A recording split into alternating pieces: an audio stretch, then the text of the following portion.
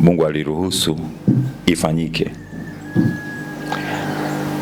Wale ambao wapata neema ya kushiriki na kupewa zile nafasi kama alivyozungumza hapo mtumishi, hivyo havikosekani na hatuwezi kuzuia, viko kwa ajili ya utukufu wa Mungu. Lakini mimi nashukuru kwamba imefanikiwa, kwa asilimia kubwa imefanikiwa. Kwa leo tutakwenda kwa ajili ya kila ambaye yuko hapa ili kuweza kujipatanisha na Mungu. Tuangalie kitabu cha Wakorintho wa pili sura ya 6. Kila ambaye ni binadamu ama Mkristo, utambue kwamba wewe ni mtumishi wa Mungu. Umewekwa duniani hapa ili umtukuze Mungu. Kumtukuza manake ni kutii sheria zake na hukumu zake na kujitenga na mawaa ya dunia hii. Ndio ile kuwekwa wakfu. Kitabu cha Wakorintho wa pili sura ya 6 yote. Nasi tukitenda kazi pamoja naye, tuwasihi msipokee neema ya Mungu bure. Msipokee nini? Neema ya Mungu bure.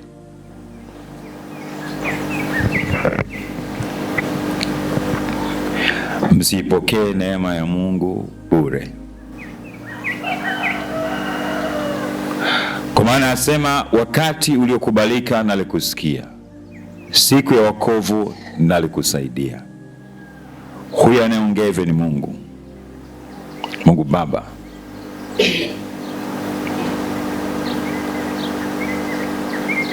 Tazama, wakati uliokubalika ndio sasa, maana siku ya wokovu ndio sasa. Tafsiri yake ni kwamba hakuna wakati mwingine zaidi ya huu. Ndio maana nimesema andaa tu moyo wako, nafsi yako, roho yako kwa ajili ya hii ibada, kwamba na wewe leo unaenda kujitenga na kuweka wakfu kwa ajili ya kazi na utumishi ambao Mungu ameweka ndani yako.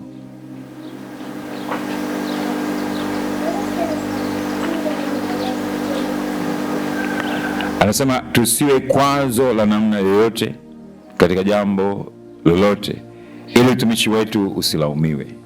Yaani tusiwe kwazo la namna yoyote katika jambo lolote, ili utumishi wetu usilaumiwe. Kwazo ni hali ya kusababisha hali fulani ambayo sio nzuri. Si wanaeleweka?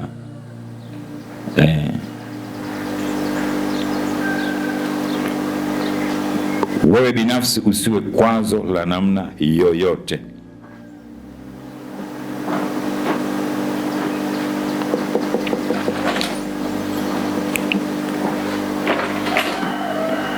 Hii Wakorintho sura ya pili, Wakorintho wa pili sura ile ya 6 inatukumbusha tusiwe kwazo la namna yoyote katika jambo lolote, ili utumishi wetu usilaumiwe, bali katika kila neno tujipatie sifa njema kama watumishi wa Mungu, kama watumishi wa Mungu, katika saburi nyingi, katika dhiki, katika misiba, katika shida, katika mapigo, katika vifungo, katika fitina zikosekane, katika taabu, katika kukesha, katika kufunga, katika kuwa safi, katika elimu. Muhimu, elimu lazima iwepo. Katika elimu, katika uvumilivu, katika utu wema, katika Roho Mtakatifu, katika upendo usio unafiki, katika neno la kweli, katika nguvu ya Mungu, kwa silaha za haki za mkono wa kuume na za mkono wa kushoto, kwa utukufu na aibu, kwa kunenwa vibaya na kwa kunenwa vema, kama wadanganyao, bali tu watu wa kweli, kama wasiojulikana, bali wajulikanao sana, kama wanaokufa kumbe tu hai, kama wanaorudiwa, bali wasiouawa, kama wenye huzuni, bali siku zote tu wenye furaha, kama maskini, bali tukitajirisha wengi, kama wasio na kitu, bali tu wenye vitu vyote. Paulo hapa kwa msaada wa Roho Mtakatifu amefafanua vitu vingi sana, na hata jana hapa tulipokuwa kwenye ile ibada, watumishi waliohudhuria walisema maneno yanayofanana na haya. Tutamkumbuka yule mama mtumishi pale aliposema naye si rahisi, na wakati wa kusimikwa au wakfu na kutengwa kwa Dr. Annie pale, kuna watu walisisimka na kulia, walikiwa wanaona mzigo ambao amebebeshwa kubeba, kazi iliyo mbele yake. Lakini pia mliona alipokuwa mwanzo anajaribu kuwekwa, alikuwa na potea baadhi ya maandiko kusoma, ndipo imeandikwa pale. Ile ilikuwa ni vita upande wa pili, ilikuwa hawataki afanye hicho kitu. Yaani ukiona unakosea kusoma neno la Mungu, ujue upande wa pili ambao ni wa upinzani unashindana na hicho unachotaka kukifanya, kwa sababu kingeleta matokeo mabaya kwake. Hata wale ambao jana ilikuwa kazi kuwashirikisha mpaka tukafika pale, wao wanafikiri ni akili yao, lakini kuna pepo limekaa pale linakuambia usifanye, usitamke, lingine na kupoteza maandishi usiyaone. Kwani lazima achana nao. Lakini nataka tu nikwambie, ikiwa wale ambao walikuwepo hapa jana walitamka, na kama utakuwa ulifuatilia vizuri, sehemu kubwa, 99.99 kama zipo, labda moja ni mimi, lakini zote ni Kristo. Kwa hiyo kama mtu alijitamkia tu kwa mazoea, shauri yake, atakutana na mwenye hilo neno. Na Mungu huwa habatishi na wala hajakosea. Hakuna binadamu ambaye yuko chini ya jua sio mtumishi wa Mungu. Hiyo ndio nataka nikujulisha. Kila mmoja atakuja kutoa hesabu ya nafasi yake chini ya jua. Ile kuonekana kwamba mmeteuliwa wachache kuwa viongozi, sio kwamba ikutengenezee kiburi na tabaka na kuwadharau hao ambao wako chini yako. Usijidanganye. Kuna watu hawakuja hapa wakafanywa hicho kitu, wana kibali mbele za Mungu kikubwa kuliko ulicho nacho, kwa sababu wamejua nafasi yao. Maana kuna wengine baada ya kusimikwa wanaweza wakatembea kama wana mabawa, yaani wakanyaga hata chini. Hiyo ni ujinga. Niliwaambia jana hapa, ningetaka kuringa ni mimi, kwa sababu mimi hii kanisa haijatoka Ulaya wala Marekani. Lakini hata hapa Tanzania mimi ndio Mungu amenipa kuwa mwanzilishi wake kwa msaada wake. Kwa hiyo naiendesha kwa msaada wake. Ningeweza sema mimi ndio mwenyewe, ndio kila kitu na maamuzi yangu binafsi. Lakini kama utafahamu kwamba katika mambo mengi tumekuwa tukishirikishana, nikikufundisha kwanza kufanya kazi katika umoja kama timu. Usisubutu kutoa maamuzi yote mbele ya jamii binafsi, washirikishe wenzako katika kila hatua. Hata kama Mungu amesema na wewe peke yako, waambie. Kuna vitu vya kuambia, atakwambia, na kuna vitu vya kwako wewe moyoni. Lakini ukiona Mungu alivyosema tangu pale mwanzo, na tufanye mtu kwa mfano wetu na sura yetu, hakuwa mbinafsi. Roho ambayo inakula mataifa mengi hasa Afrika ni ubinafsi, choyo, fitina, faraka, husda, yani kijicho, chuki, tamaa. Watu wanajihesabia wao ndio miungu ya dunia hii. Watu wanajihesabia haki, lakini hiyo haki hawana wao wenyewe ndani mioyo yao. Kwenye nafasi hii ya utumishi wa Mungu kama ilivyoandikwa hapo, uwe tayari kukutana na aibu, uwe tayari kukutana na utukufu wa Mungu, uwe tayari kunenwa vyema na kunenwa vibaya, tena watu ambao usiwategemea. Mimi hapa karibu kila mmoja nilipokuwa naiko hapo nilikuwa nawaangalia. Kuna wengine hapo walitaka kudondoka, nilikuwa nawaona, tena wanaume. Na hata wale waliopata nafasi hapa, palikuwa na 4 walikuwa wastahili kupata hiyo nafasi. Tukaomba ndio wakapasishwa. Wakasema Mungu akasema waende tu hivyo. Waende wanastahili. Yaani fikiri bado walikuwa, yani jana walikuwa wasimiko watu 4 tu. Kwa hiyo kuna wengine pia walikuwa wanatolewa. Lakini tulivyozidi kuomba na kutafuta uso wa Mungu, Mungu akatoa kibali kwa wale waliopata nafasi waliokuwepo hapa. Kwa hiyo maana katikati yake mle, kama hivyo tunavyoambiwa, akosekane atakaye saliti, hata kosekana atakaye saliti. Na usizani kwamba kuhani hajui. Ngoja nasikiza tu. Ndio maana nakwambia zungumza hapa nini Mungu amesema. Ukisikia nasema zungumza, maana yake najua tunachokisema. Na mtu akizungumza tofauti, najua tofauti. Hawa waliosimikwa hapa jana ndio maaskofu wa makanisa haya yanapoanza. Sasa usiulize kwamba kwa nini. Ndio waangalizi wa hayo makanisa, na baadaye Mungu akipenda ndio atatoka badala yangu, sio mimi. Mimi wala sioni shida. Mimi sio kukaa muda mrefu kwenye hayo mambo. Mimi kuna maeneo natakiwa nifanye kazi ya Mungu, lakini ni kwa wakati atakaponiambia Alista, muda wako umeisha, atainua mwingine katikati yao.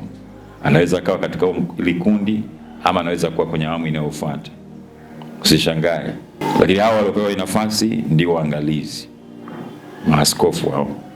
Ukipangiwa sehemu leo utakuwa sehemu fulani, nenda kafanye kazi ya Mungu. Lakini waskofu wako usikufanye kuwa na mabawa au na kifua kikubwa na tambo. Maana kuna watu wanakuaga hivyo. Mimi na marafiki zangu ambao nawafahamu hawasali kanisa hili, lakini walipopewa tu uchungaji wananata. Walipokuja kupata waskofu kama hatujuani. Hapo mimi naangalia na cheka. Kuwa askofu au kuwa mchungaji au mtume au nabii sio kiburi kionekane kwako wala dharau. Ujue kwamba umepewa kazi ngumu kuliko wengine wanafikiri kama hujajua. Kwa sababu kwanza kuna vitu unabidi ubadilike. Sio unakukuta kesho hapa unakimbizana na mahindi ya kuchoma barabarani. Alafu ulitoka hapa kama unajua tofauti yake. Ndio uongozi unapokuwa na miiko. Tunakukuta huko, jamaa hoya. Huyu ndio askofu. Yaani ushaikuwa vifungo unajua. Unakimbizana na bodaboda au unakuja dada unatukana na mtu. Sasa ujue tayari watu wanakuhukumu kwa lile. Yaani hata kuongea kwako, vikao vyako, uwe makini sana. Wewe tayari ushakuwa kitu kingine. Huwezi kumwona rais anakurupuka huko baba anasema, "Jamani nimeona hili la kuchoma hapa, mimi nishushe sababisha gari nikachukue." Haipo hiyo. Alafu kwa taarifa yako, kuna makundi ya marafiki na jamaa hawatakuwa na ushirika na wewe tena. Hata upambane namna gani hawatakuwa na wewe. Ukijijua wewe ni nani, ila usiwachukie. Kuvaa kwako, kuongea kwako kutabadilika ikiwa unamfuata Mungu. Kuna sehemu watakuchokoza, itakuumiza, utakasirika, unaweza kunyanyua ngumi, ukapiga mtu afu kama mimi mchungaji, kumbe askofu. Kuna ambao tulikuwa hapa ofisini, kuna vitu waliviona mpaka tunafika hapa ndani, tunatoka hapa nje havikuwa rahisi. Baadaye anacheka. Usifikiri mimi nimekaa kwenye moyo, hili chafutwa. Yaani mimi nikikasirika na wewe dakika 5 imeshaondoka, lakini nimeshakuweka kwenye alama fulani.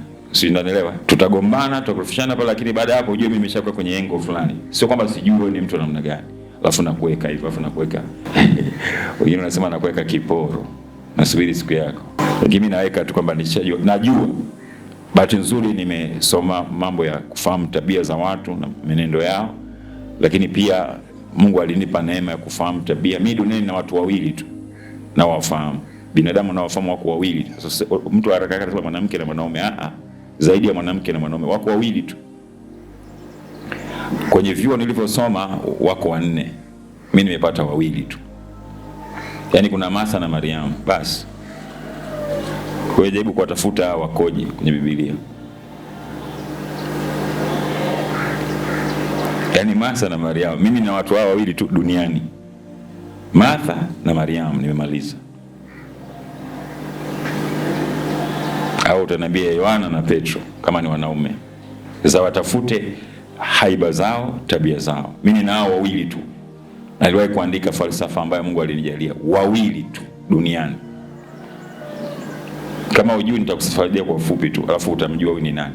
Kuna mmoja hapo yuko anajifanya yuko karibu sana na Mungu. Atahangaika sana maana nichukue hiki na hiki ili aonekane. Lakini hana utulivu ndani ya moyo wake. Kuna mmoja atakaa chini ya miguu pale, mgeni anapokuja, mtumishi wa Mungu kama alivyokuja Yesu pale, atakaa amsikilize mwanzo mwisho, atasimamisha shughuli zake zote amsikilize huyo. Sasa angalia hapo, mimi sitaki kukwambia usome Biblia. Martha na Mariamu wao wako 2 tu duniani. Hata kwenye familia yangu watoto wangu hao 2 tulionao, ninajua nani ni Martha na nani ni Mariamu, au nani ni Yohana na nani ni Petro. Hata wanipi shida. Sasa mimi na mke wangu najua nani ni Martha na nani ni Mariamu. Usiniulize kwa nini. Mimi najijua. Yeye kama hajijui mimi najijua.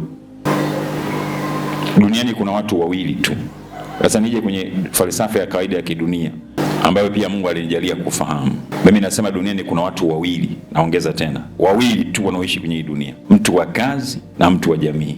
Kukusaidia leo kama nafundisha falsafa lakini ya kiroho na kimwili. Nataka hapo tulipo kanisani, wewe na mume wako, wewe na mke wako, wewe na watoto wako, afu utajijua uko wapi. Na hata ile kundi nakupa hii ni rahisi sana kufahamu.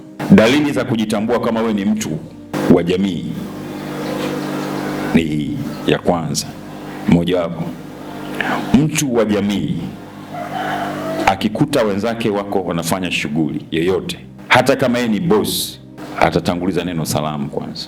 Hata kama yeye ni mkubwa kwa umri, hata kama walikuwa pale kuna watoto wadogo kwake, atatanguliza neno salamu kwanza. Si unaelewa? Lakini mtu wa kazi, hata kama ni mdogo kuliko waliokuwa pale, hata kama hana elimu kuliko waliokuwa pale, hata kama ana kimo kidogo, ataanza na hoja iliyomleta pale. Si unanielewa? Hata kama amepotea njia na ameingia sehemu ambayo sio, ataanza na shida yake, hataanza na salamu. Na kama kuna chakula, atakula tu, hata asiulize kumbe pengine ilikuwa ni sumu ya panya imewekwa kwenye samaki, amewekewa sumu ya panya, atakula tu. Alafu baadaye atambua, unajua hiyo samaki unamwona linona hapo, ilikuwa imewekwa sumu ya panya, tumemtegea panya. Sasa wewe umeenda kula. Yaani wana haraka sana, alafu wanajihesabia haki, ni wababe. Watu namna hiyo, watu wa kazi ni wababe. Sasa hapo mwenye mke wake, mwenye mume wake, mwenye watoto wake ashajijua, na katika huduma ushajijua wewe uko kundi gani. Na hata uruke ufanye hivi, huwezi kujificha hiyo aiba, inaishi. Lazima kuna mali itajionyesha tu. Mpaka viongozi mimi nawajua wa dunia hii wote, najua huyu ni nani, huyu ni nani. Ukitaka iondoke au ibadilike ipungue, ni kumwomba Mungu, Roho Mtakatifu aingilie kati. Lakini mpaka tunaondoka duniani, hizo tabia zinaendelea kuwepo. Muulize Petro, hakuna bingwa kelele kama yule. Hapa kuna panga mbili, mimi hatutakukana hata mara moja. Lakini simjui mara tatu. Yule unaona? Kwenye macho anaonekana ni jasiri, yuko karibu, lakini kuna vitu ambavyo sio mtekelezaji. Wakorintho wa pili sura ya 6 tunaitafakari kuanzia ule mstari wa kwanza. Wote tunasoma. Siko kwenye kuelezea sana hivi, nimeeleza tu kwa ufupi, lakini ni baadhi ya viashiria. Usijaribu kupambana kuviondoa kwa nguvu zako, uwezi. Yaani hivyo ndio vimekamata maisha ya mtu. Mungu akinipa nafasi basi mwingine nitakuwa naeleza kwa undani zaidi. Bwana Yesu asifiwe. Haleluya. Hata Yesu na shetani ushajua nani iko vipi na nani iko vipi. Bwana Yesu asifiwe. Tuko mstari wa 11. Vinywa vyetu vimefumbuliwa kwenu enyi wa Korintho, mioyo yetu imekunjuliwa. Hamsongwi ndani yetu bali mwasongwa katika mioyo yenu. Basi ili mlipe kadri ile mliopewa. Nasema nanyi kama na watoto, nanyi pia mkunjuliwe mioyo.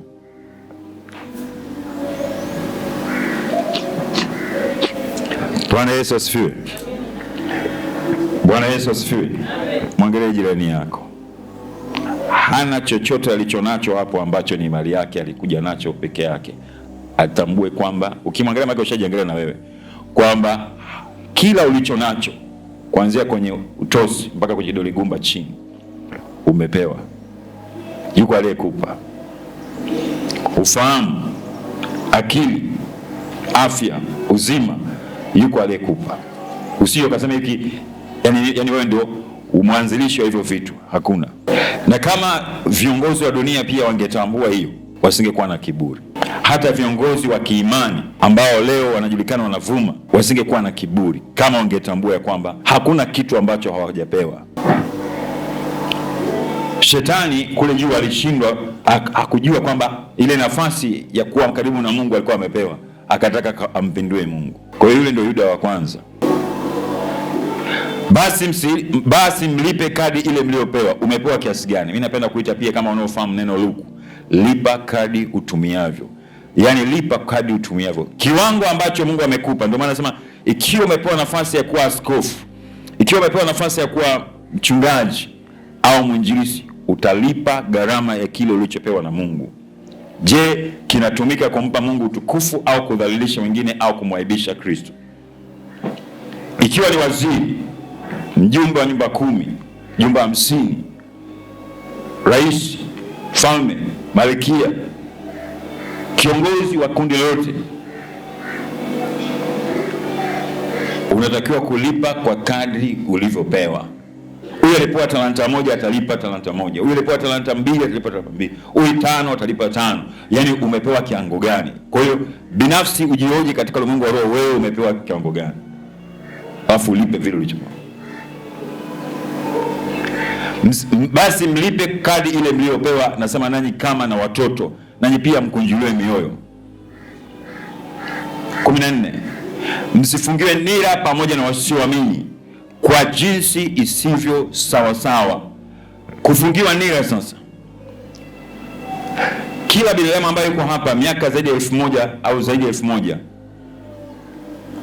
haujajulikana utazaliwa kwenye dunia. Ufalme wa kuzimu na wa mbingu unajua kwamba utazaliwa Mbeya,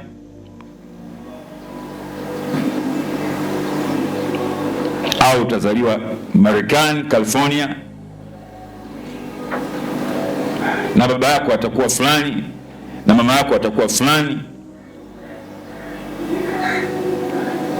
Ile nyumba au ile mji unaokupokea tayari umeshakuweka kwenye himaya yao ya miungu yao, itikadi zao, tamaduni zao, mila zao, mifumo yao.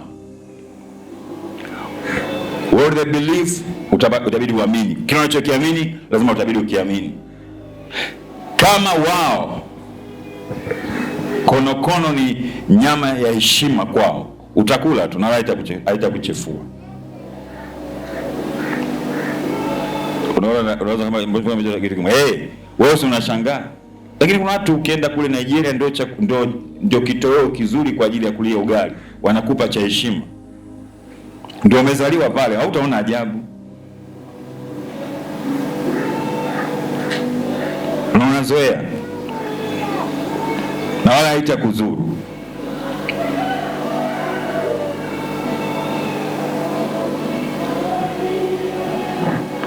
Kama umezaliwa huko kwa wale wanasema sijui Sandawe sio kile gani huko polini, kwamba wewe kutokuvaa nguo tangu utotoni na kufunika kifua chako kama ni binti, haina hata ajabu. Utaona vya kawaida tu, utazoea.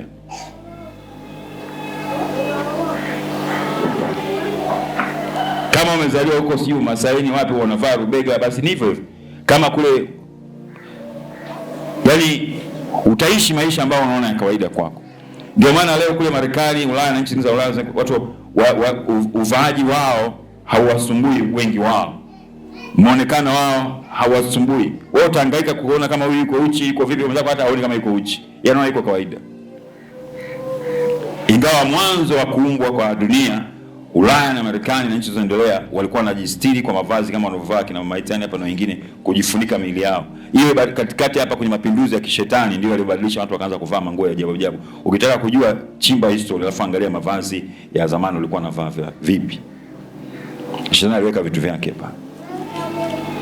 Sasa naelezea kufungiwa nira na ibada leo kutoka kwenye nira. Shule imekufundisha kwamba ulikuwa ni nyani, gedere, sio mnyama gani. Lakini ukisoma Biblia mwanzo Mungu anasema tufanye mtu kwa mfano wetu na sote. Kwa hiyo hakuna mwanadamu aliyekuwa nyani. Kwa hiyo wao hawaamini kuna Mungu. Wao hawaamini kwamba kuna hiki. Kila mtu anaamini kwa nafasi yake. Huyu mwingine anaamini si jua iko hivi, si mwingine anakuambia dunia inazunguka jua, si jua inazunguka hivi, si anakuambia bara mwezi unapata nguvu kutoka kwenye jua. Vitu vingi viko ajabu. Kwa hiyo wanajiita wachunguzi, wanafanya hivi katika utafiti wao. Sasa hapa tunaambiwa tusifungiwe nira pamoja na wasioamini kwa jinsi isivyo sawa sawa. Tafsiri yake kwa sehemu kubwa, tusiaminishwe vitu ambavyo sio sahihi kwenye maisha yetu. Tusikubali kuaminishwa vitu ambavyo sio sahihi. Hata kama anayekuambia ni baba yako au mama yako, uulize Roho Mtakatifu, hiki ni sawa? Kuna makabila wao panya wanakula na kuambia samaki mchanga, haina shida na haijawahi kuwazuru. Wanaamini hivyo.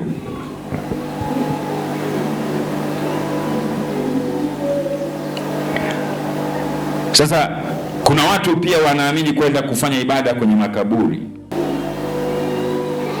kila muda fulani. Mambo yao yasipenda vizuri, wataenda kwenye makaburi, wataenda kutoa sadaka zao, watasema mambo yao vale. Kuna makabila wanaamini hivyo, na wana kiongozi wao ama kuhani wao. wa ukoo wa kabila anayewaongoza kwenda kufanya matambiko. Na mimi naongea na wewe, sio kwamba nimezaliwa kwenye dunia nyingine, ni hiyo hiyo ambayo umezaliwa wewe. Kwa hiyo nilikuta wazazi wangu wakifanya baadhi ya vitu, na katika utoto wa ujinga nilijiaminisha kwamba wako sahihi, na wakati mwingine nilikuwa wakiwa wamesahau, nilikuwa nawakumbusha, leo hatuendi kule, leo hatuendi kule. Alafu tulikuwa tunaenda, kumbe wana ratiba zao bwana, hawatuendege kila siku, kuna ratiba zao. Wakiona mambo yamekataa, tunaenda tunafanyisha hivyo vitu, tunalishwa, tunakunywa mavitu mengine haya, hata wengine hata ladha ya maana mwenye domoni. Kwa hiyo tuliaminishwa, japo wazazi wetu walikuwa watumishi wa Mungu. Mama alikuwa anaimba kwaya, baba alikuwa sijui na mzee wa kanisa mnaita, lakini bado kuna mahali walikuwa wanaenda nje ya kanisa, na tukaaminishwa hayo ndio maisha. Tumeenda mpaka kwenye dini zingine hata hazieleweki, tukaaminishwa kuwa huko ndio kuna maisha, kwamba huko ndio kuna chanzo cha mafanikio na usalama.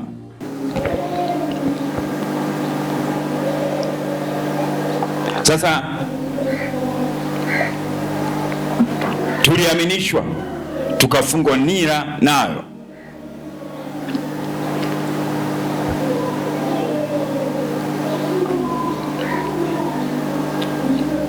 Mimi mpaka hivi baada ya kupata ufahamu utumishi wa kumtambua Mungu aliye hai, kuna wakati mimi kwenda kwenye, unajua kwenda kwenye mashughuli ya kifamilia hizi, usipokuwa makini, hata wale usimiko hapa jana, usipokuwa makini utarudi kwa, sio kwa nani tu, Biblia inasema utarudishwa kwa merikebu, yani meli. Mimi nasema sio merikebu, utarudishwa kwa jet fighter, ndege inayoenda labda kasi sana. Utashangaa utarudi kwa Misri.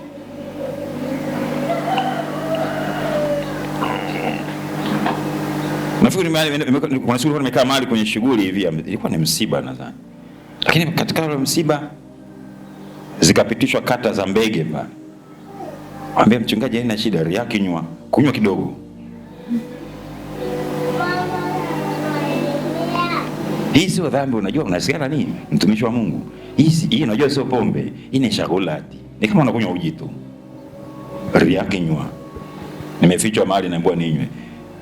Nikakataa, akamwambia shika tu hata ule upata. Yaani nimekataa kunywa, alafu naambiwa nishike tu ule kile chombo kilichobeba mbege. Hiyo pia nilikataa. Kaambia mimi siwezi kushika. Kwa mfano si nimekataa kunywa, alafu naambiwa atashika tu kile kiburi cha mbege kile. Wanaofahamu.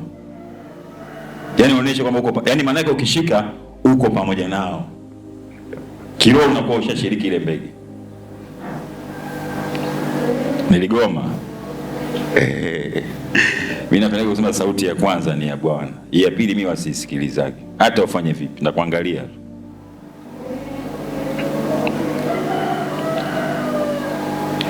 Msifungiwe nira pamoja na wasioamini kwa jinsi isivyo sawa sawa. Kwa maana pana urafiki gani kati ya haki na uasi?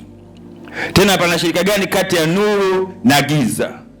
Kitendo cha kuaminishwa mambo ambayo sio sahihi ni kumwasi Mungu, ndio dhambi hiyo. Dhambi ni uasi. Na kemea pepo toka ndani ya mtu. Pepo linasemaje? Nina miaka 1000 ndani ya huyu mtu. Huyu ni mali yetu, tulipewa sadaka ya ng'ombe mwenye thamani ya milioni 3. Huyu ng'ombe milioni 3. Miaka hiyo ng'ombe mweupe hana doa. Pepo linasema huyu hivyo. Unatoa pepo anasema sitoki. Huyu ni mke wangu, nilipewa miaka kadhaa alipokuwa mchanga, nililetewa kaburini na baba yake na mama yake, alituletea huku. Kwa hiyo huyu ni nani? Wewe unaitwa fulani. Mimi huyo anaongea ni babu. Huyo mtoto maskini binti watu hata sura ya huyo babu haijui. Lakini wazazi kwa makosa ya bahati mbaya, kwa mazoea, walimpeleka akiwa mchanga kwenye kaburi la babu, wakasema pokea mkeo, na ikawa mke mpaka pale alipofuja kufunguliwa na Yesu. Tunaona mila, desturi, mifumo.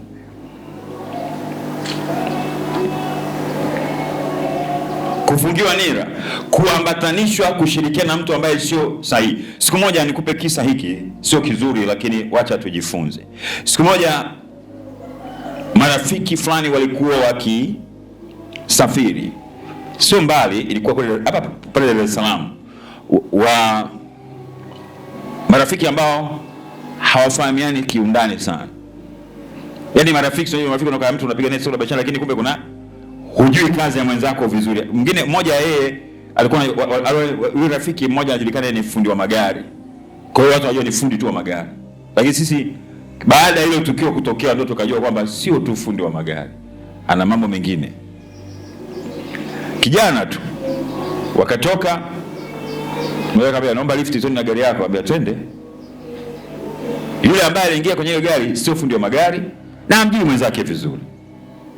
Wanafika maeneo ya Tazara, gari za polisi zinaanza kuwakimbiza. Nini? Wakapishana china nazo. Baada ya muda wakawa wamezidiwa nguvu na dola. Yule ambaye amepakiwa mle anashangaa hii ni nini? Wale wenzake wale wanatoa bastola, wanaanza kujibizana na askari. Piga naye anapiga, nao wanapiga. Huyu jamaa akasema, marafiki zangu, kumbe ndio wako hivi. Wakapambana, mwisho gari likapigwa tairi likashindwa kutembea kwenda. Risasi kazi inaendelea. Yule mwenzao akaona hii ni hatari na mimi sio jambazi, akatoka ajisalimishe. Risasi ndio ziliishia kwenye mwili wake, akafa. Na wale pia wengine walikimbia, wengine walikufa. Tunaletewa msiba jioni kwamba fulani na fulani wamekufa kwenye msiba. Alafu chombo cha habari kinatangaza majambazi sugu 3 wauawa Tazara pale. Akiwemo na yule jamaa ambaye hajawahi kujua hata ujambazi unafananaje. Kufungiwa nira na watu wa giza usiowajua vizuri. Kuwa makini na kujua rafiki zako na jamaa zako. Bwana Yesu asifiwe. Umeona mfano wa hatari huo? Isikukute hiyo. Bwana Yesu asifiwe. Haleluya. Ndio maana hapa anasema usifungie nia pamoja na wasioamini. Unakuja, mimi nimefungisha ndoa kadhaa sababu kuna leseni ya kufungisha ndoa. Vyeti vya ndoa vimeandikwa hati ya ndoa ya Jamhuri ya Muungano wa Tanzania. Huko ndani imeandikwa ndoa hii ni ya kidini. Dini kama 3 zimetajwa pale: Ukristo, Uhindu na Uislamu. Lakini pia mila ya wake wengi inatajwa pale. Wakristo wengi wanaandika ni ndoa ya nini? Ya Kikristo. Nazungumzia hao uko upande wa Uislamu, sina mpango nao. Nazungumzia Wakristo. Sijui wao sisi kaongea vitu ambavyo sivyo. Bwana Yesu asifiwe. Ndoa imeandikwa nini? Ya Kikristo. Lakini hapa tuko watu ambao tuko kwenye ndoa. Na naweza nikakuuliza na mimi mwenyewe nikiwa mmoja wapo. Nani anafunga ndoa ambayo hakuna mila au desturi? Kalete kabati ya sijui, kalete blanketi la bibi, sijui bunduki ya babu wakati walishakufa. Alafu unaniambia ya Kikristo. Kristo anataka bunduki. Sufuria. Mimi niambaye nipeleke masufuria kwa mke wangu, masufuria. Kama anakumbuka, kama akumbuki shauri yake. Tunaenda kupika. Tuwapelekee wakwe masufuria. Upande unakotaka kuoa. Unywi pombe, leta kreti ya mbege. Kama ipo. Mara kitenge cha shangazi, mara hiki. Yaani kuna vitu vinavyo ukiangalia vya kimila angalia huyu babu yupo alishakufa. Huyu bibi yupo alishakufa. Yaani kuna vitu vya bibi, shangazi, alafu unakuta wengine walishakuwa marehemu. Alafu kule kanisani ndoa ni ya Kikristo. Kristo yupi? Ndio maana baada ya kufunga ndoa, zile roho za wale ambao ulipotoa posa kuweka mahali zinaanza kukufuatilia na kukuwavuta. Huyu wangu. Ili ukae hiyo ndoa kwa amani, lazima ufuate vile vigezo na masharti vya tangu posa. Sasa mimi kwetu Moshi, mke wangu kwao Songea, kaskazini na kusini vitu vili tofauti. Kuna vitu wakifanya kwao sisi kwetu huko ni dhambi. Kuna vitu nikifanya huko kwetu sisi kwao ni dhambi au matusi. Bwana Yesu asifiwe. Haleluya. Hivi unajua kuna makabila hapa choo ninachoingia mimi mko wangu haingii wala shemeji. Lakini kuna wengine chumba ninacholala mimi mume na mke, shemeji anaingia, mkwe anaingia, hivi. Na ni kawaida. Unakuja unakuta kwenye kitanda chako kama mama mkwe. Si unajisikiaje lakini? Alafu wenyewe haoni shida. Tena afanya akae kalala, umeingia kwa bahati mbaya umemkuta kalala mama mkwe wako au baba mkwe. Haimpi shida. Wakati ukisoma maandiko kitanda, ukifahamu vizuri, kitanda au chumba unachokaa baba na mama ni madhabahu takatifu. Sio kila mtu anapaswa kukaa au kuingia hapo. Poleni, Mungu awasaidie ambao una chumba labda kimoja una. Jitahidi Mungu akwambie akuongezee cha pili. Mimi kwa mfano watoto wangu walipofikisha miaka 3 tu nikamwambia marufuku kuingia kwenye chumba chetu. Labda pana ruksa maalum. Hiyo ni siri nyingine sasa. Watatufundisha mambo ya ndoa. Semina ya ndoa ikifika tutafundishana. Bwana Yesu asifiwe. Sasa kuna mifumo ambayo tumerithishwa kutoka kwa wahenga, sio salama. Sio salama. Imebeba miungu nyuma yake. Usifungiwe ndio na ponya. Tunaanza mstari wa 15. Tena pana ulinganifu gani kati ya Kristo na Beliali, au yeye aamini na sehemu gani na yeye siamini? Tena pana gani kati ya hekalu la Mungu na sanamu?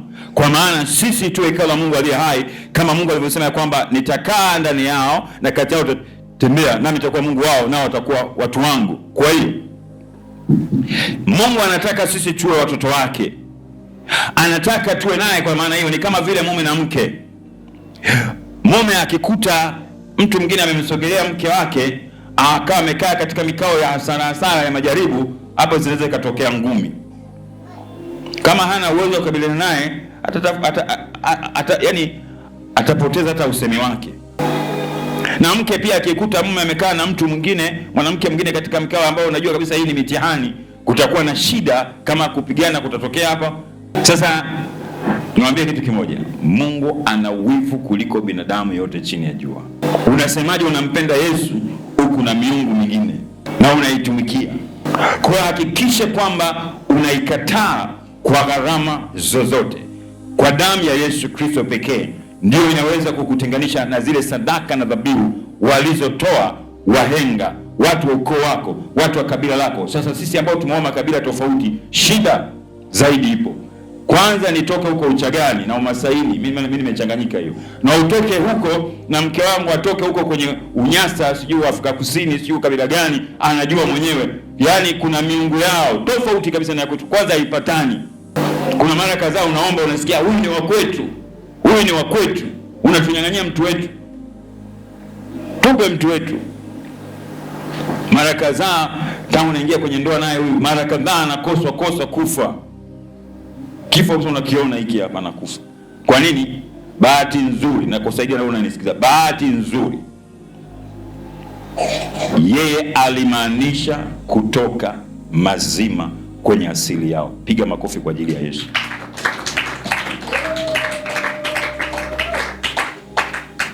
Na bado kila leo anajihoji jinsi gani nitoke kule. Na mimi ananiambia wewe huko hujatoka, ambaye unapoteza muda wako. Yaani mimi sitambuliki huko kiroho wala kimwili. Hawanifahamu kama mimi ni kundi la hao wanaitwa Wachaga. Sio tu uko wangu au kabila, hawanijui. Kwa sababu ningeweza kujisifia, mimi ni Mchaga. Unajua Wachaga watu wa hela, watu maisha fresh. Sisi ni Waisraeli halisi. Ndio, lakini tuliokolewa na Yesu, tuliobadilishwa na Yesu. Sisi una ufalme mwingine kabisa. Ndio maana wakituma tunguli zao zinakuja zinakuta hawamkuti Alista, wanakuta kitu kingine kabisa pale alipo. Sio kama rais. Bwana Yesu asifiwe. Kwa wale ambao tuko kwenye maombi hata ya juzi tu mpaka tumefika pale jana tumemaliza, wanafahamu. Kuna mahali wenyewe kwa wenyewe tukatofautiana, kuna mahali tukabaki peke yako, kuna mahali tukabaki kwa mimi najua anaelewa. Hii kazi itaisha tu, itafika mwisho. Lakini sikuambia mpaka jana tunamaliza ndio napata amani kwenye moyo wangu. Lakini moyo ulikuwa umevutwa, umekamatwa mahali, alafu unaambiwa kwamba tunakuua Alista. Tunaenda huko, kuna mwingine akagoma, mimi sitaki. Nikakuta message mama ananiambia kuna mtu kagoma, nikamwambia huyo mimi niachie, mimi naweza kwenda pale na Yesu ndani yangu. Hajui anahitaji kujulishwa ili atoke, ni mateka wewe. Bahati nzuri alielewa, alifanya na Mungu akafanya. Kuna watu hapa wanataka kutembea kama na Kobe. Mnamfahamu Kobe? Mwambie jirani yako unamfahamu Kobe. Nilikuwa naye hapa, bahati mbaya alitupotea. Mimi nilikuwa nafuga, nilikuwa napenda. Kuna mwingine alikuwa ili eneo la kidimu hili wapo Kobe. Kama unatembea vizuri utawakuta bado wapo Kobe wako. Kuna mmoja alikuwa nilimkuta huko. Bado wapo. Bado wanyama pori wako. Unajua kibado kipolipoli. Mimi napenda sana kufuga wanyama mbalimbali. Bwana Yesu asifiwe. Lakini kuna mwingine nilimkuta hapa. Nilipomkuta nikamwekea alama, nikitoa na siku nyingine nikamwekea alama fulani kwenye, nikamcholea misalaba 3 kwenye kava lake, alafu nikamwachia. Sasa sijui kama walimkuta watu wakamla, wengine wanakulaga. Sasa nikuulize, Kobe anatembea na nini? Sasa kuna watu wako hapa na wako huko bado wanapenda kutembea na nyumba zao. Bwana Yesu asifiwe. Unajua maana yake? Hawataki kuacha asili. Mkataa asili Kiswahili ni mtumwa, si ndio? Bwana, asili ikatae, asili ya Kristo usikatae. Wala sisi tuliumbwa kwa mfano na sura ya Mungu. Kwa na kiasi na kila jambo. Jana sikuwa mnaombewa hapa kiasi, unajua maana yake nini? Mimi nililala. Baada ya kumaliza nimelala vizuri, ila sijala vizuri na chakula kama mjui. Yaani pale chakula nilikuwa nimeshika baadaye nikamwambia mtumishi Frank mbona nachukua hii. Yaani sio kama nilikuwa nimeshiba, yaani mwili umekuwa umechoka. Usifikiri jambo lilikuwa rahisi. Nikwambia kwa taarifa yako, dunia nzima, kuzimu nzima, wakuu wa anga wa dunia walikuwa hapa wanapambana na Alisa kuhakikisha kitu kisifanikiwe. Unajua tulikuwa ofisini kule ndio walijua. Wale simiko wale tulivyokuwa kule ofisini ndio waliona kilichotokea kule ofisini. Kama tungekuwa tunavileta huku, ningesema basi kila mtu angekuta ondoka.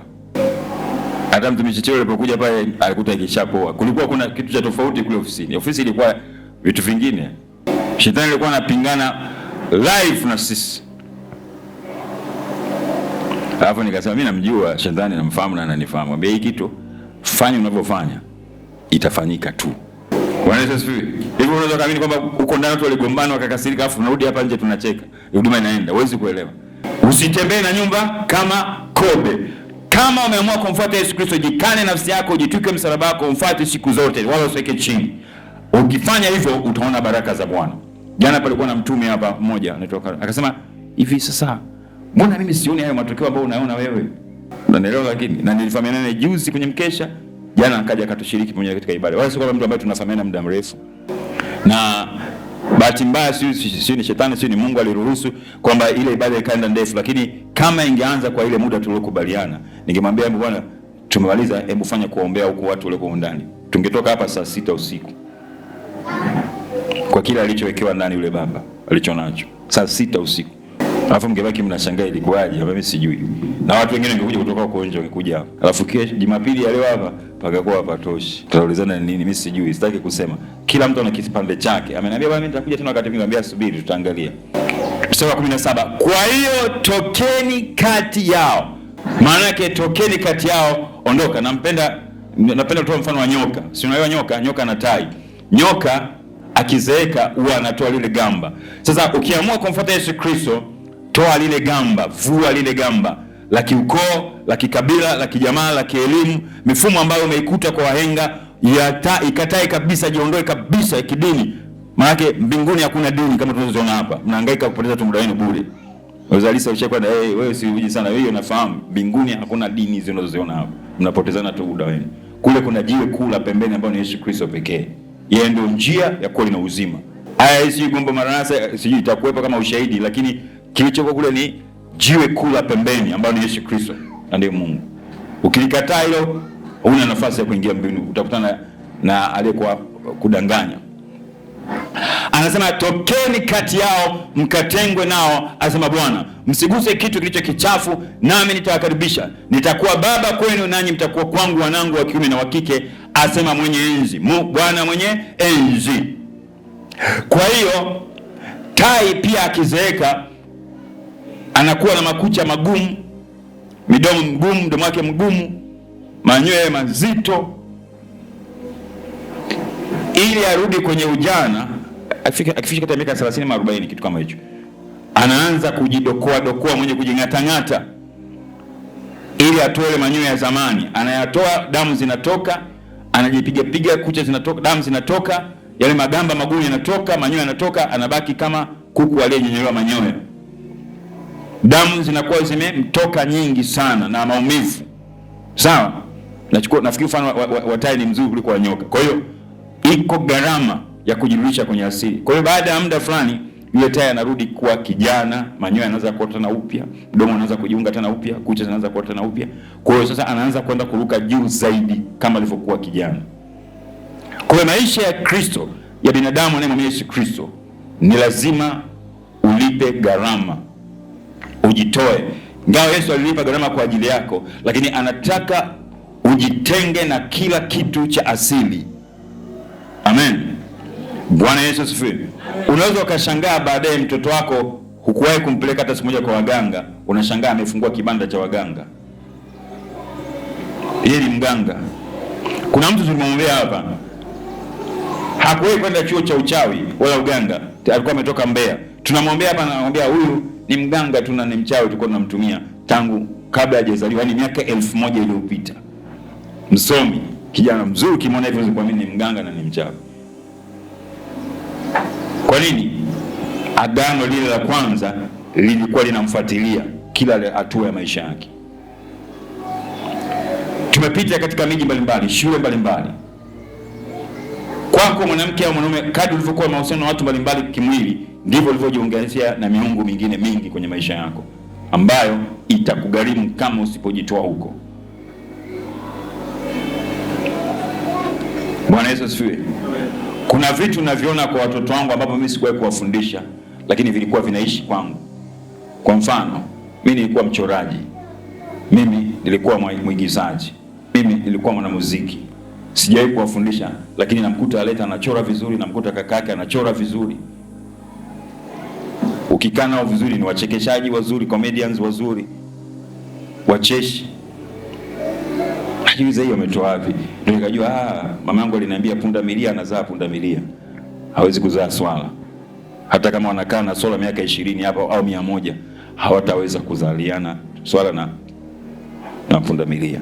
Kwa hiyo inafuata, unaona hiyo asili, vile vitu vya asili, yani inafuata. Lakini kubwa zaidi, kuna siku niwahi kutembelea kituo cha kutunza viziwi kule Moshi, vya kanisa fulani hivi. Tulipofika pale, viziwi wa makabila tofauti tofauti. Sasa wajitahidi na kuongea, wamejifunza kuongea, hata kuongea. Sasa walipokuwa wakiongea kwa kubabaisha, nilikuwa najua huyu asili yake ni Mchaga, huyu atakuwa Makonde, huyu Mzaramo.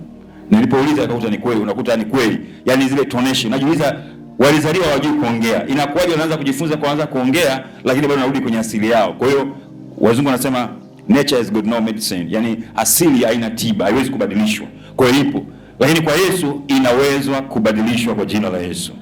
Asili iliyo mbaya inaweza kutolewa na kwa asili iliyo njema. Sema haleluya. Amen. Asili yoyote iliyo mbaya inaweza kuondolewa na kwa asili iliyo mpya nzuri. Kwa hiyo tuitafute kwa gharama zote ile asili nzuri ya Kristo iumbike ndani yetu na sio asili ya shetani. Sisi tuliumbwa kwa mfano na sura ya Mungu aliye hai. Naona kanisa zuri linalokuja mbele kwa msaada wa Kristo aliye hai, ikiwa watu wataamini na kufuata katika roho na kupiga makofi simwambie amen. Naona watu watakaofanikiwa na kustawi. Amen. Bwana Yesu asifiwe. Naona na mtu yuko hapa atajielewa, mimi sitaki kumtaja jina lake lakini atajielewa. Anasema sasa, kama kuna nini kinanifanya mimi nije kwa huyo Yesu kama naona maisha nilionao mimi ni duni, alafu na kwa Yesu ni duni? Hakuna haja ya kuja kwa Yesu. Acha tuende kukata kilauri huko nje na maisha. Acha tuende huko na huko kutafuta. Saa nyingine unasikia anakutana na washauri wanamwambia labda tuende kwa huku kwa toboa, tuende kwa huku tukafanya hiki na hiki, akitafuta kupenya. Lakini kama anasema kama hapo kuna mabadiliko ya kweli, kwa nini nisikae hapo? Nataka nikwambie wewe huko hapa unanisikia popote duniani, kwa Yesu imeandikwa hivi. Mstari wa 10 tuangalia sura ya 6 hivi. Kama tuangalia mstari wa 10 sura ya 6. Kama wenye huzuni bali siku zote tu wenye furaha, kama maskini bali tukitajirisha wengi, kama wasio na kitu bali tu wenye vitu vyote. Chukua ile neno liweke kwenye maisha yako na moyo wako, utaona. Wacha mimi nikwambie kitu. Wacha nikwambie kitu. Niombee na iombee familia yangu. Nikitoka mwaka huu, nikirudi, hata kabla sijarudi, kuna vitu ambavyo vitafanyika kwenye hii sayari na kuna mtu ataamini kwamba huyu anayefanya hivi ni Mtanzania. Nazungumza kwa jina la Yesu katika hai. Kwa jina la Yesu natamka. I know who I am. Najitambua mimi ni nani. Kosa usipojitambua. Unajua kuna watu wanatembea kama mazombi hapa walipo. Hawajitambui wao ni nani. Yuko mtu hapa ana vitu vizuri sana ndani yake, lakini amekosa mtu wa kumshika mkono. Yuko wa kukushika mkono ni Yesu Kristo. Usitoke mahali hapa. Huna muda mrefu waliokuwa na kudharau, waliokuwa na kubeza, watapiga saluti na kutafuta jinsi gani wakusogelee. Wanatafuta jinsi ya kuja kwa. Haijalishi ni baba yako, haijalishi ni mama yako, haijalishi ni kaka yako, haijalishi ni dada yako, haijalishi ni shemeji yako, haijalishi ni mko wako au wachungaji wako, watasema hivi ni wewe. Huko kuna nini na sisi tuje nini? waambie karibuni kwa Yesu. Sio gongo maranasa, karibuni kwa Yesu kabla hajaondoka. Akiondoka sio kwamba ataondoka na kila kitu. Ataondoka, ataacha, lakini kuna tofauti akiwepo. Ingawa anaweza akaondoka akawa na nguvu kubwa. Yaani mimi sio Yesu, nachukua tu mfano. Yesu akiwa ndani yako, mimi bado sio Yesu na siwezi kufanana naye. 2026 ikiwa Mungu ataruhusu iwepo. Nimewambia sina muda tena wa kuhubiri kitu ambacho siishi. Bwana Yesu asifiwe. Frankie tuko naye karibu, kuna vitu anaelewa. Tumekuwa karibu na familia ambayo iko pale nyuma. Sitaki ku-announce jina lake, lakini wanajielewa mtu na mume wake pale. Yule mume wake anaanza kunielewa. Naingia inatoka, lakini Mungu alishasema na yeye akitulia historia yake tunakoelekea haitakuwa the same. Piga makofi kwa ajili ya Yesu Kristo. Kinachohitajika ni hiki hapa. Angalia mstari ule wa 4. Bali katika kila neno tujipatie sifa njema kama watumishi wa Mungu, katika saburi nyingi, katika dhiki, katika misiba, katika shida, katika mapigo, katika vifungo, katika fitina, katika taabu, katika kukesha, katika kufunga, katika kuwa safi, katika elimu, katika uvumilivu, katika utu wema, katika Roho Mtakatifu, katika upendo usio unafiki, katika neno la kweli, katika nguvu ya Mungu, kwa silaha za haki za mkono wa kuume na mkono wa kushoto, kwa utukufu na aibu, kwa kuneno vibaya na kuneno vyema, kama wadanganyao bali tu watu wa kweli, kama wasiojulikana bali wajulikanao sana, kama waliokufa kumbe tu hai, kama wanaorudiwa bali wasiouawa, kama wenye huzuni bali siku zote tu wenye nini. Nimemaliza hapo. Maana yake ni kwamba napendeka kusema mfano wa Kiarabu, nisamee kama utaona baki wengine hapa kuzungumza Kiarabu unaona kama unatukana, ni ushetani. Lakini ukienda Galilaya, Nazareti, kuna makanisa kule wanatumia lugha ya Kiarabu na ni lugha asili. Inna Allah masabrina, kila mwenye kusubiri ni mja wake Mwenyezi Mungu. Mtu mwenye kuvumilia katika maisha yake hayuko mbali na Mungu. Tafsiri yake sio rasmi. Umeelewa? Yani kila anayefanya subiri, yani kuwa na kusubiri. Amen. Kuku asiweza kukaa siku ngapi? Wataalamu wa kuku 21 hawezi kuivisha vifaranga. Si unaelewa? Sasa kuna watu wako hapa na wanaotufuatilia huko duniani, Amerika ya Kati, Amerika ya Kusini, Ulaya na Afrika kwa ujumla na mabara yote 7, hawataki kukaa siku 21 au siku 26. Siku ni bata bata 40. Hawataki kukaa hiyo, hawataki kuvumilia. Sasa kuna shida, kwa sababu kuku anakaa pale muda mwingi, wakati mwingine akikaa muda mrefu anapata utitiri, si ndio? Hatoki nje, wakati mwingine manyoya yake yananyonyoka. Lakini kuna kiumbe mwingine, yani lazima uwe na uvumilivu. Iko gharama. Ndio maana sasa hivi watu wamekuwa vipi, wanataka nini? Yani kuna wanataka vitu vya asubuhi jioni unavuna. Haiko hivyo. Hata mimi usinione hapa ulifikiri ilikuwa rahisi hivyo. Imenichukua miaka kadhaa mpaka hapa nilipofika.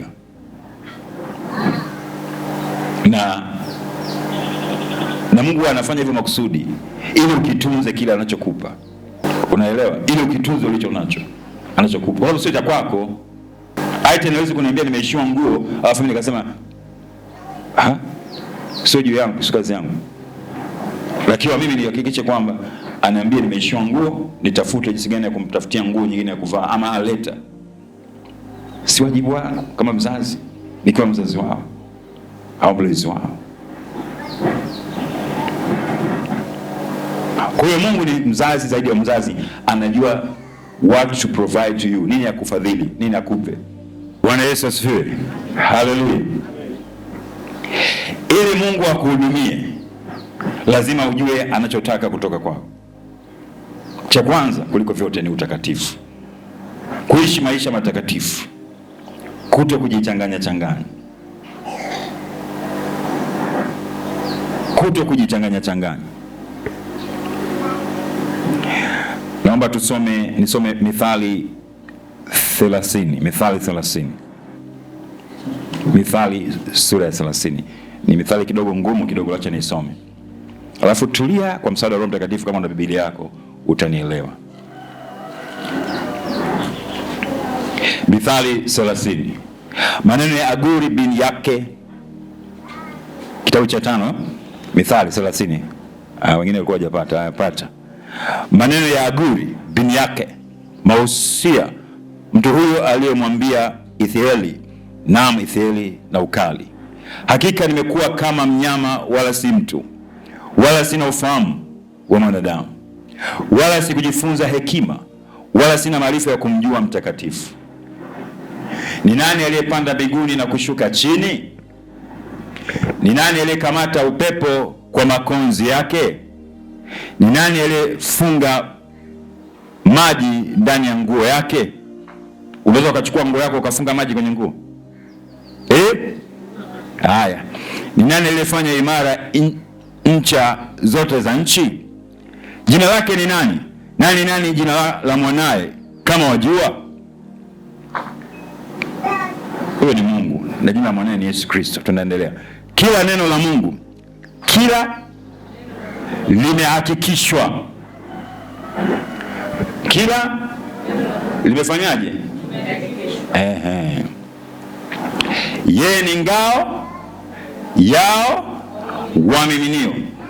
Usiongeze neno katika maneno yake, asije akakulaumu ukaonekana umuongo. Mambo haya mawili nimekuomba, nisikilize. Mambo ambayo huyu mwandishi wa Methali aliyomwomba, na hayo wewe unapaswa pia kumwomba Mungu. Mimi nimemwomba na ndio naishi. Uniondolee ubatili na uongo. Hebu weka mkono kwenye kifua chako kushoto. Hebu sema, uniondolee ubatili na uongo. Usinipe umaskini wala utajiri. Unilishe chakula kilicho kadri yangu, nisije nikashiba nikakukana nikasema Bwana ni nani, wala nisiwe maskini sana nikaiba na kulitaja bure jina la Mungu wangu. Amen.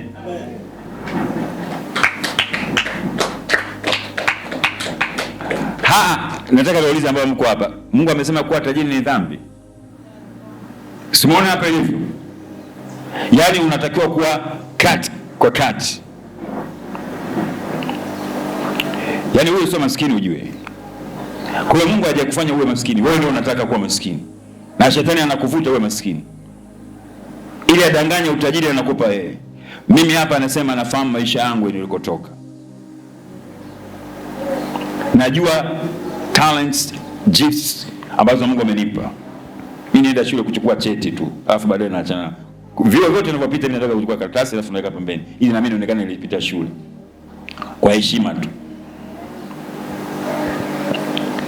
Yaani mimi swali langu linakuwa hivi, mwalimu wa kwanza anayenifundisha mimi alifundishwa na nani? Hiyo kazi ukifahamu falsafa hiyo, yani hautakuwa, nitafuta lugha nzuri sana, hautakuwa na mfumo mgando. Si unaelewa? Mfumo wa akili mgando ambao umefungwa, haupokei kitu kingine tena, ukijitambua wewe ni nani. Kila mtu hapa duniani ni wa pekee, siko unaelewa? Yaani unahitaji kuongeza kitu kingine hapo zaidi ya kumruhusu Kristo awe ndani yake. Yaani kila mtu, kama ni wasichana au mwanamke, ni mrembo. Kila mwanaume ni mtanashati. Yaani hata kama macho yake yamekwenda, kama anapiga kona anatafuta kitu kingine, mwenzake akiona sema huo ni urembo wake, ndio anayapenda hivi, si alivyo hivyo. Kuna mtu anayataka hayo macho yalokaa hivyo. Yaani kila mtu ameumbwa katika upekee wake kwa ustadi. Tuendelee.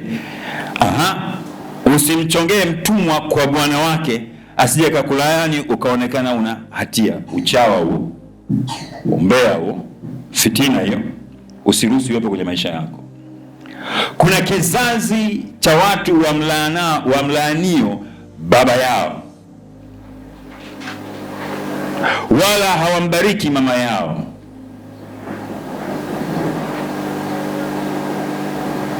Aiten naleta, njooni uko mbele.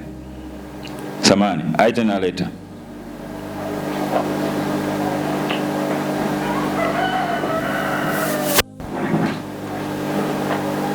Neneni pale mbele kwa mama yenu.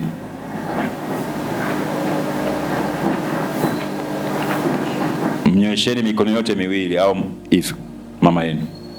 Alafu tamkeni Mungu akubariki, wa Bwana Yesu Kristo akubariki mama.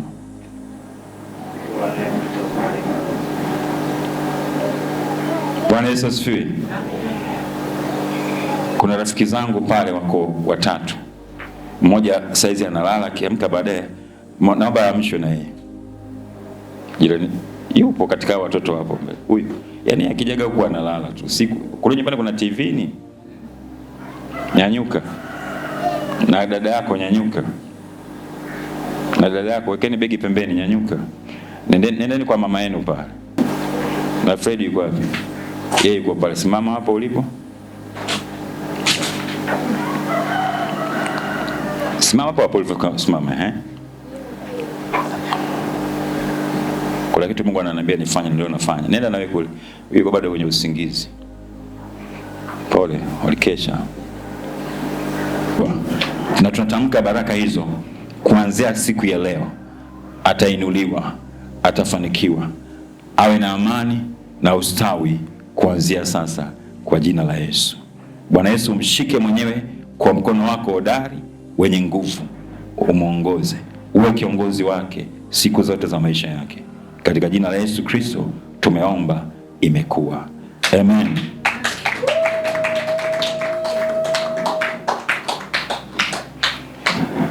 Kingine ambacho nimeambiwa, kabla hajatoka mama na baba, hiyo hali iendelee kwa wazazi hao kabla hawajachoka kama inawezekana. Bwana Yesu asifiwe. Eti Aitani, rafiki yangu, kabla hatujaja kwenye ibada hii ya maombi, wewe na dada yako pale nyumbani mlinifanyia nini?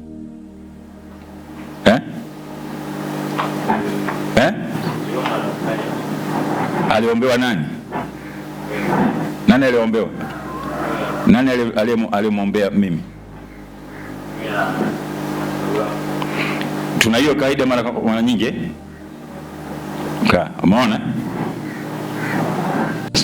Ukirudi pia wakushukuru kama kuna uwezekano, kama ukirudi hawajalala, waambie tu waombe. Ukikuta wamelala, wewe ndio wawekee mikono waombe.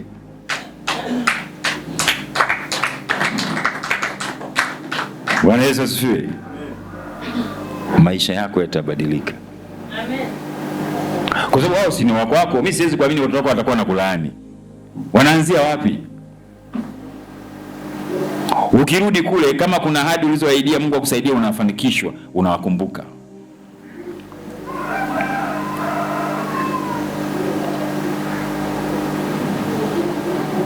Hawa watoto wetu wamebeba baraka nyingi sana. Kwanza ni watakatifu. Wana kitu ambacho wanacho cha kitakatifu. Lakini pia kunajifunza nini hapo? Sisi wakubwa tunyenyekee kwao. Alafu sisi ndio tutainuliwa. Lakini ukijitutumua tu kujiweka huko juu ufiki. Bwana Yesu asifiwe. Haleluya. Ndio Simeoni ananiangalia, anasema sasa kama mimi sina mtoto ataniombea nani?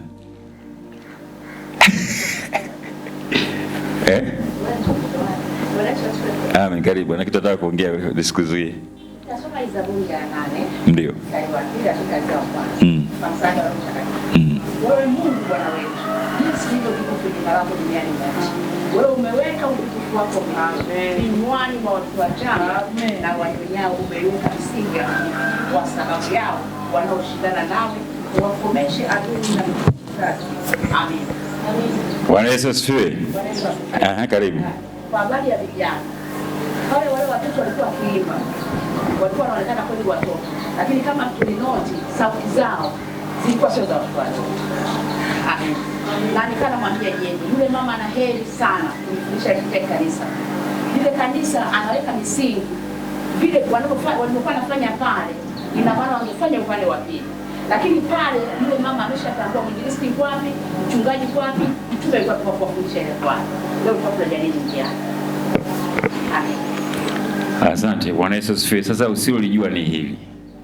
Siku moja kulikuwa na ibada ambayo waliongoza wao tangu mwanzo. Sawa, hii ni usaidiwa wakati nawarudisha, yule ni mke wa mchungaji. Yule ambaye alikuja kutufisha semina hapa siku 2 ni mume wake, wewe ni mke wake. Kwa hiyo mchungaji Prince. Jana akuja alikuwa ana safari ya kihuduma. Sasa wakati nawarudisha nyumbani, na ndio maana niliwabeba mimi na gari mwenyewe na kuwarudisha, angeweza kuwapeleka Frank, angeweza kuwapeleka Aitan na kwenda kuwachukua, lakini niliambiwa ni wabebe mimi. Sishangae kwa nini, kwa sababu Frank anaweza kuendesha, Aitan anaweza kuendesha, mke wangu pia anaweza kuendesha, lakini niliambiwa niwafuate mimi mwenyewe na kuwarudisha wale watoto. Yaani ni sauti kutoka juu.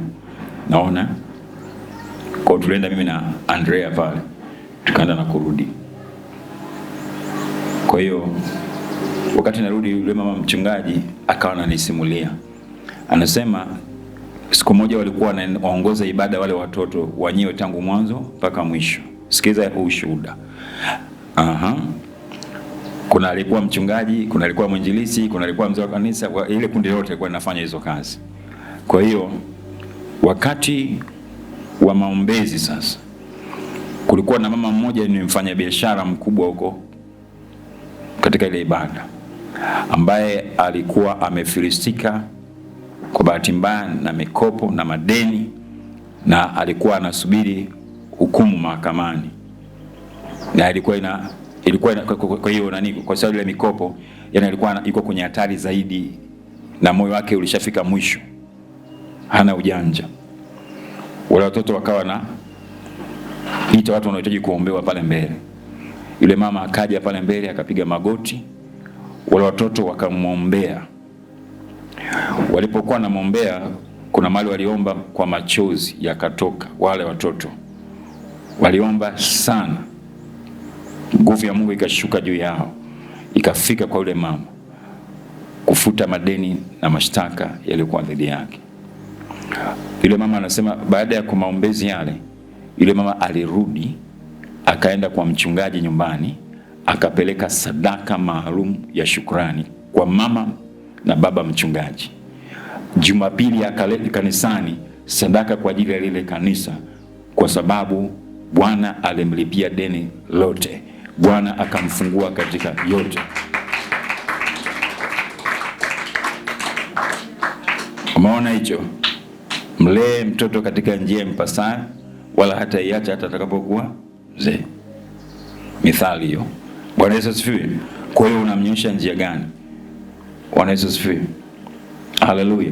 Kwa hiyo wale ni watumishi kweli, kama walivyosema, ni watumishi sana sana sana wa Mungu aliye hai, na Mungu amewapa huduma. Na hata mkiwa mnafuatilia vizuri, hapa Gombo tulikuwa na utaratibu huu, lakini hapa kama katikati tulipigwa chenga. Amen.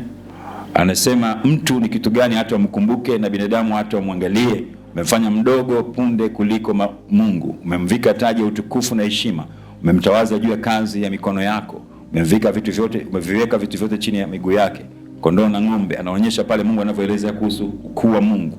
Bwana Yesu asifiwe. Amen. Mungu anaelezwa kwamba ni wa aina gani katika maisha.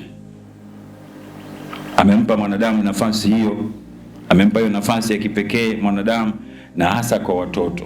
Ni kweli kwamba wale watoto wangeweza kukariri nyimbo yale ya dunia, lakini Mungu amewasaidia, wanampenda Yesu. Kila Jumapili wanakuwa na ibada pale kwao. Bwana Yesu asifiwe. Haleluya. Walimpenda sana binti yetu Aleta hapo, wakawa natamani anakuja kule na sisi. Nikamwambia tutaangalia ratiba zilivyo. Wanapenda. Kwa hiyo kwa nini walimpenda? Walikuta kuna vitu vinashabiana na vya kwao. Bwana Yesu asifiwe. Hakikisha watoto wako unalea katika mifumo ya kiroho ya kweli, sio ya kibandia bandia, sio ya kimapokeo ya kishetani. Kwa sababu shetani pia ana mapicha picha yake ambayo tukiangalia utazani yako sawa. Tunaendelea. Kuna kizazi cha watu wamlaaniwa baba yao, wala wambariki mama yao. Tumemaliza hapo. 12. Kuna kizazi cha watu walio safi machoni pao wenyewe, wanaojihesabia haki yao, ambao hawakuoshwa uchafu wao, ambao hawafanyini, hawakuoshwa uchafu wao. Kuna kizazi cha watu ambao macho yao yameinuka kama nini, na kope zao zimeinuka sana. Akina dada na akina mama mnaopenda kujiwekea makope ya bandia, si zimeinuka zile?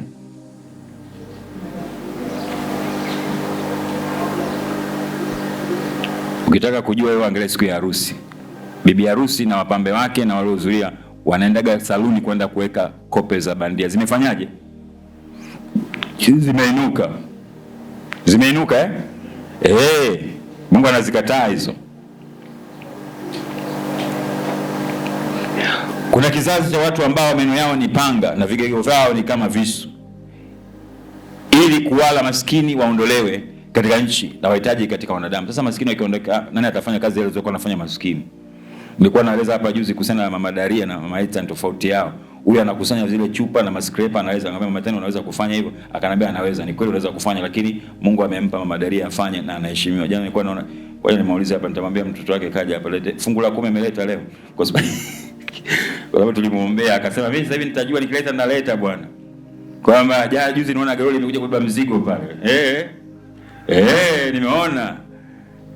Nilikuwa namfundisha jinsi ya kupata baraka. Yaani ukiwa unamtolea Mungu sehemu ya 10 katika kazi zako, Mungu anakuinua. Kila sehemu yako ya 10 unayopata. Sijui kama unajua hata rafiki yako akikupa 10,000 kabla ya kuitumia toa 1,000 kwa ajili ya Bwana. Hata kama baba yako au mama yako. Sasa kama nauli yangu ya kwenda shule, kwa nini Mungu ajui kwamba kesho unaenda shule? Kama ulikuwa unatumia yote shauri yako.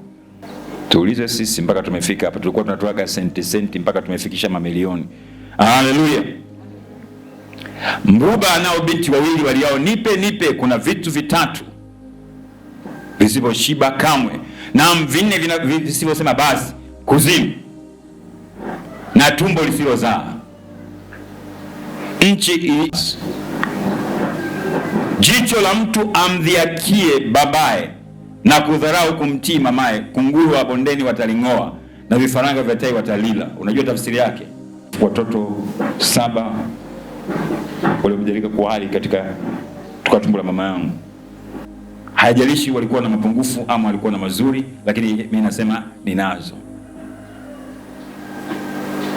Pengine ndio maana unaona naenda navuka vikwazo. Kwa hiyo mimi jicho langu halijangolewa, halijaliwa na kunguru, ninaona. Kuna mambo matatu yaliyo ya ajabu kwangu, naam kuna 4 nisiyoyafahamu. Mwendo wa tai katika hewa, wasiomjua tai ni kama tunachukua matokonguru au mwewe, na mwendo au kipanga, mwendo wa nyoka juu ya mwamba, mwendo wa merikebu meli katikati ya bahari, na mwendo wa mtu pamoja na msichana mchepuko. Bwana Yesu asifiwe. Hivyo ndivyo mwendo wa mwanamke mzinifu. Hula akapangusa kinywa chake akasema sikufanya uovu. Kwa ajili ya mambo matatu nchi utetemeka. Kwa ajili ya mambo matatu taifa au nchi utetemeka. Naam, kwa ajili ya 4 haiwezi kuvumilia. Kwa makini naye maneno. Mtumwa apatapo kuwa mfalme, maana yake mtumwa apatapo kuwa mtawala. Mpumbavu ashibapo chakula atabeua, na usipokaa vizuri ataachia shuzi za maana nisikuwepo. Mwanamke mwenye kuchukiza aolewapo, na mjakazi aliyemrithi wa bibi yake. Kuna viumbe 4 duniani vilivyo vidogo lakini vina akili nyingi sana. Kaa wafuatilie. Chungwa, wale siafu weusi, ni watu wasio na nguvu lakini hujiwekea chakula chao wakati wa hari, wanajua kuweka akiba. Wibari ni watu dhaifu lakini hujifanyia nyumba katika miamba. Kuna wadudu wanajenga nyumba kwenye miamba. Nzige hawana mfalme lakini huenda wote pamoja vikosi. Mjusi hushika kwa mikono yake lakini yumo majumbani mwa mfalme. Kuna watu 3 wenye mwendo wa kupendeza, naam 4 walio na mwendo mzuri. Simba aliye hodari kupita wanyama wote, wala ajiepushi na aliye yote. Jimbi jogoo huyo aendaye tambo, na beberu na mfalme ambaye haasiki. Beberu anaweza kaasika, mbuzi anaweza kaasika, si ndio huyo? Lakini huwezi kumwasi jogoo. Ikiwa umefanya kipumbavu kwa kujikuza, au ukiwa umewaza mabaya, basi weka mkono wako juu ya kinywa chako. Kwa maana kupiga maziwa huleta siagi, na kupiga pua hutokeza damu. Kadhalika kuchochea hasira hutokeza ugomvi. Maandiko haya yako katika hiyo Mithali 30, na tuende Zaburi ya 30, alafu tuingie hatua nyingine ambayo Yesu ametupa Jumapili hii ya mwisho wa mwezi huu. Zaburi ya 30.